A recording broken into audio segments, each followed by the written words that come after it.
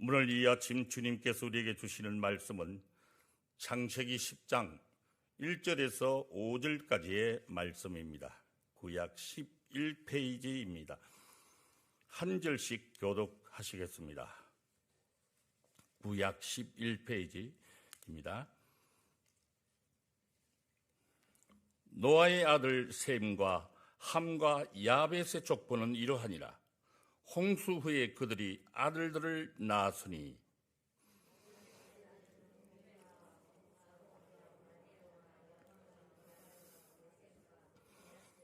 고멜의 아들은 아스그나스와 리박과 도갈마요.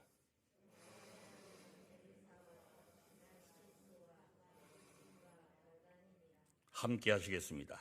이들로부터 여러 나라 백성으로 나뉘어서 각기 어려와 종족과 나라대로 바닷가의 땅에 머물렀더라. 아멘. 오늘 우리가 읽은 성경 말씀은 이 땅에 생존하는 모든 사람들의 조상님들의 이름입니다. 먼 옛날에 어른들이 어찌 땅에 퍼졌으며 어느 곳에 정착하였는지를 아주 상세하게 기록하고 있습니다. 뿐만 아니라 어느 곳에 정착하여 그 지역의 조상이 되었는지를 기록하고 있습니다. 이것이 10장의 내용입니다. 이 족보야말로 세상에서 가장 오래된 인간의 뿌리에 대한 이야기입니다. 이 족보는 세상 인류사의 근원에 대한 이야기이기 때문에 특별히 반응할 자료도 없습니다. 10장은 1절에서 노아의 아들들의 가족사라고 밝히고 있습니다. 32절에서 노아의 아들들에게서 땅의 백성들이 나뉘었다는 말씀으로 끝이 납니다. 이는 아프리카, 아메리카, 유럽, 그리고 아시아 어떤 대륙의 사람들이 모두가 노아의 자손임을 설명하고 있습니다. 10장은 노아의 세 아들인 셈, 함, 그리고 야벳의 자손에 대한 기록으로서 2절과 5절에는 야벳의 후손들, 그리고 6절에서 20절까지는 함의 후손들을, 그리고 21절에서 31절까지는 셈의 후손들을 기록하고 있습니다.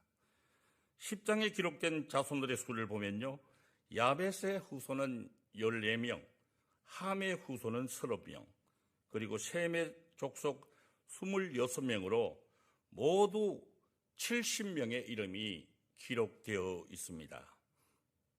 창세기 10장에 기록된 이 70명의 이름은 세상 사람들의 소족장이 되는 이들의 이름이지요. 성경은 그들의 이름을 기록하면서 하나님께서 주신 생육하고 번성하라는 말씀이 이루어지고 있음을 봅니다. 하나님께서 사람들에게 이 땅에서 생육하고 번성하라고 주신 이 명령은 단지 자녀를 많이 낳고 살라는 그런 뜻이 아니었습니다. 이 땅에서 숨을 붙이고 살아가는 것이 아니라 하나님의 은혜 가운데 살라는 것이 전제가 됩니다. 그러나 사람들은 자신들의 힘과 지혜로 하나님 앞에 죄 짓는 일에 최선을 다했습니다. 이들에 대한 기록이 바로 창세기 11장 1절에서 9절까지의 내용인데요. 노아 때 하나님 앞에서 죄를 지었던 모든 사람들은 홍수로 벌을 받아서 다 죽었습니다. 그럼에도 사람들은 여전히 하나님의 은혜를 잊고 죄를 지으면서 인생을 허비하고 있습니다. 노아의 후손들은 그들의 조상들과 다름없이 하나님 없이 살아가고 있습니다. 성도 여러분, 오늘 우리는 노아 후손들의 집단적인 반역 사건의 말씀을 듣게 됩니다. 오늘 말씀을 통하여 하나님의 뜻을 모르는 우리들의 모습을 생각해 보면서 하나님께서 주신 재주와 재능과 능력을 어찌 사용해야 할 것인지를 고민하는 저와 여러분 되시기를 간절히 원합니다. 단지 이 땅에서 잘 먹고 잘 사는 것에만 관심이 있는 우리를 안타까워하시는 하나님의 그 마음이 전해지기를 오늘 이 아침 주님의 이름으로 간절히 기도합니다. 1절에서 2절까지의 말씀을 다 함께 읽어보시겠습니다. 노아의 아들 셈과 함과 야벳의 족보는 이러하니라. 홍수 후에 그들이 아들들을 낳았으니 야벳의 아들은 고멜과 마곡과 마대와 야왕과 두발과 메섹과 디라스요. 아멘. 노아 할아버지 이후 그 자손들이 온 땅에 퍼졌습니다. 사람들이 생육하고 번성하는 은혜를 입어서 세상에 가득하게 될 때 세상 사람들은 하나의 언어를 사용했습니다. 우리나라만 해도 지역마다 그 지역에 특이한 사투리가 있습니다. 심지어 같은 지역 안에서도 언어의 차이가 있습니다. 그러나 창세기 11장에 홍수 이후 노아의 후손들이 살아가던 세상은 하나의 언어만을 사용하고 있습니다. 오늘날 많은 사람들이 외국어 공부를 하기 위해서 많은 시간과 돈을 허비합니다. 그런데 노아 할아버지 때에는 그럴 필요가 없었습니다. 얼마나 감사한 일입니까? 선교사님들이 선교지에 가면 언어를 익히는데 아주 오랜 시간이 걸립니다. 복음을 전하려고 노력을 해도 말이 다르고 글이 달라서 얼마나 많은 장애를 겪는지 모른다고 합니다. 그런데 그때는 사람과 사람 사이에 소통의 문제가 전혀 없었습니다. 지금 선교지에 가시면 예배 시간이 무려 3시간 정도 걸린다고 그래요.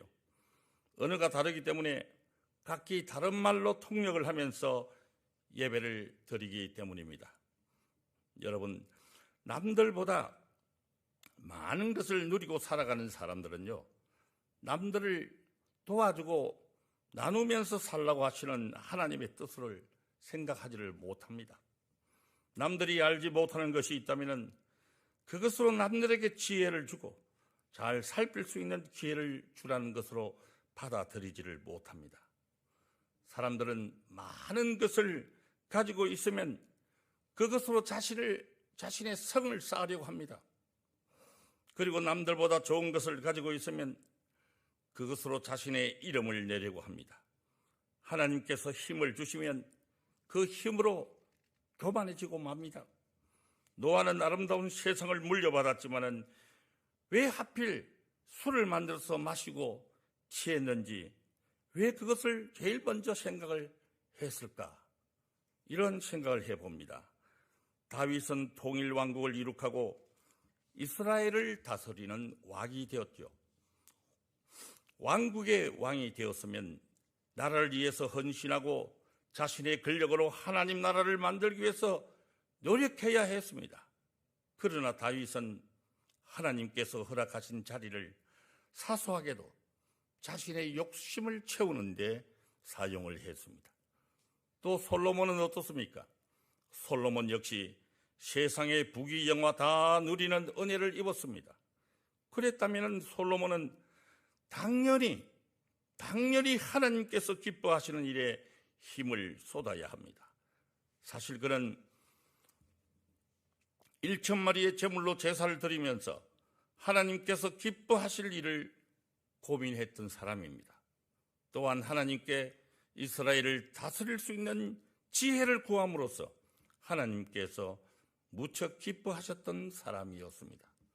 그러한 솔로몬이 왕권이 확고해지면서 세상의 부귀영화를 누리게 되자 하나님께 각오했던 마음은 온데간데 없이 사라지고 말았습니다. 세상에 이방신을 섬기는 여인들을 아내로 삼는가 하면 그들을 위하여 산당을 짓고 그곳에 가서 절을 하면서 이방신을 섬기는 죄를 짓고 말았습니다. 성도 여러분, 대체적으로 사람들은 고난이 눈앞에 닥쳤을 때는 하나님 앞에서 울며 불며 기도를 합니다. 심지어는 금식을 하면서 서원을 하기도 합니다. 하나님 아버지, 이번에 딱 한 번만 살려주시면, 그리고 이 위기를 넘기게 해주신다면, 이것만 주시면, 저것만 주신다면, 이렇게 하면서 하나님께 매달리지요. 그러나 하나님께서 불쌍히 여기시고 그 기도를 들어주시면 이내 돌아서 버리고 맙니다. 한마디로 등 따시고 배부르면 하나님을 잊어버립니다. 자신의 뜻대로 욕심대로 살아가게 됩니다. 오직 자신의 명예로만 살아갑니다. 노아가 그렇게 살았고 노아의 후손들이 그렇게 살았습니다. 다윗 또한 그렇게 살았고 솔로몬이 그렇게 살았습니다. 그러나 그런 사람들의 결과는 어떠했습니까? 늘 고난과 패망과 절망뿐이었습니다. 하나님께서 세상 만사를 불꽃 같은 눈동자로 지켜보시기에 반드시 하나님의 징계를 받을 수밖에 없습니다. 오늘 본문 3절에서 5절까지의 말씀을 다시 한번 다 함께 읽겠습니다. 고멜의 아들은 아스그나스와 리박과 도갈마요, 야완의 아들은 엘리사와 달시스와 깃담과 도다님이라. 이들로부터 여러 나라 백성으로 나뉘어서 각기 어르와 종족과 나라대로 바닷가의 땅에 머물렀더라. 아멘. 요즘 우리나라 산업 현장에는요, 일손이 부족해서 외국인들을 많이 채용하고 있습니다. 그분들은 임금도 비교적 저렴하지만은 성실하면서도 대부분의 학력 수준이 매우 높다고 그럽니다.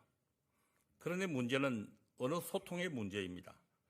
또한 문화의 차이에서 오는 문제도 있습니다. 그런데 그 당시 노아의 자손들은 그런 걱정을 할 필요가 전혀 없었습니다. 모두가 한 언어를 사용했기 때문입니다. 또한 그들은 노아 할아버지의 자손들로서 감정과 정서에도 문제가 없었습니다.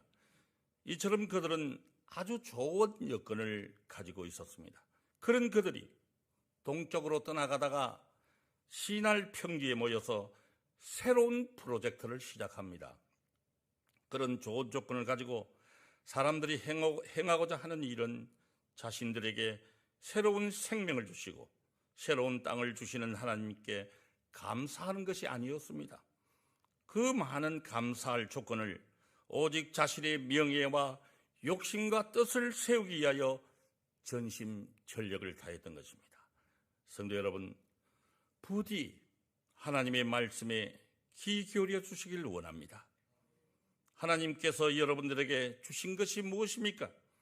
여러분들께서는 스스로 노력해서 힘들게 이룩하고 세웠다고 생각하십니까? 하나님의 은혜가 아니면 잠깐도 살 수 없는 존재임을 기억해야 합니다. 우리 인생 잠시 이슬처럼, 아침 이슬처럼 사라져버리는 존재들입니다.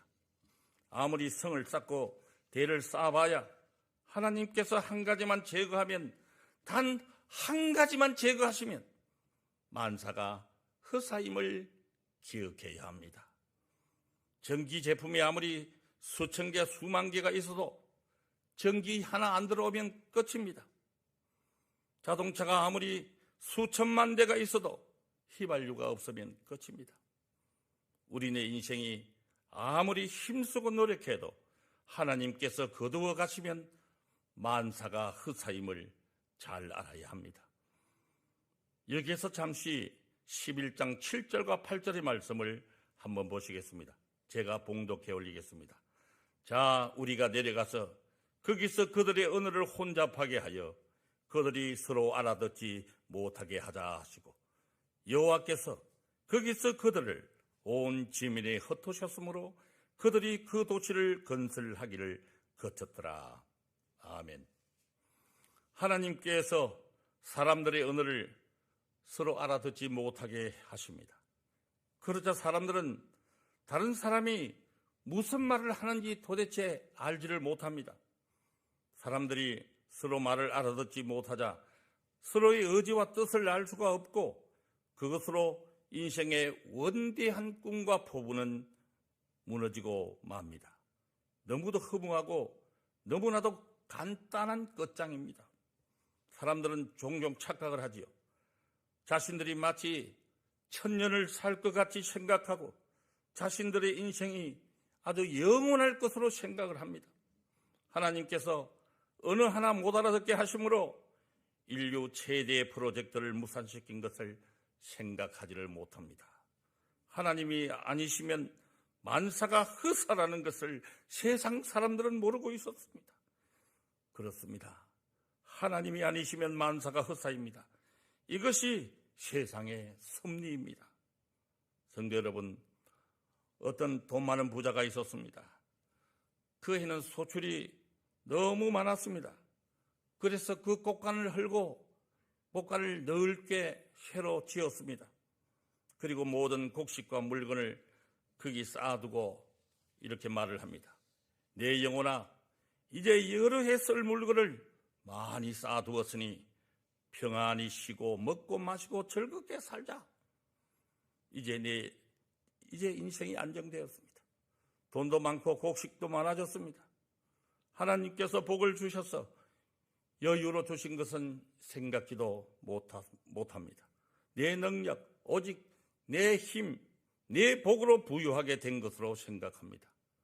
내가 이제 부자가 되었으니 이제부터 세상을 호령하고 그저 편하게 잘 먹고 마시고 잘 살기만 하면 된다는 그런 생각입니다.